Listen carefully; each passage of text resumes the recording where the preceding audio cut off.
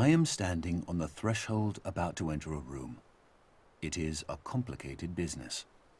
In the first place, I must shove against an atmosphere pressing with a force of 14 pounds on every square inch of my body. I must make sure of landing on a plank, traveling at 20 miles a second around the sun. A fraction of a second too early or too late, the plank would be miles away. I must do this whilst hanging from a round planet head outward into space and with a wind of ether blowing at no one knows how many miles a second through every interstice of my body. The plank has no solidity of substance. To step on it is like stepping on a swarm of flies. Shall I not slip through? No. If I make the venture, one of the flies hits me and gives me a boost up again. I fall again and am knocked upwards by another fly, and so on.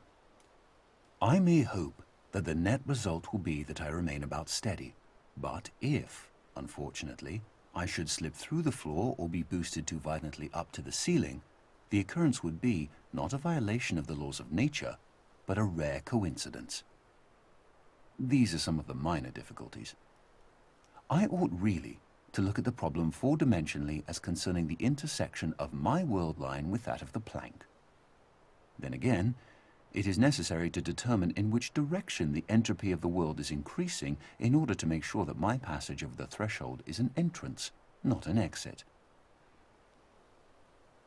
Verily, it is easier for a camel to pass through the eye of a needle than for a scientific man to pass through a door. And whether the door be barn door or church door, it might be wiser that he should consent to be an ordinary man and walk in, rather than wait till all the difficulties involved in a really scientific ingress are resolved. Arthur Eddington, 1927.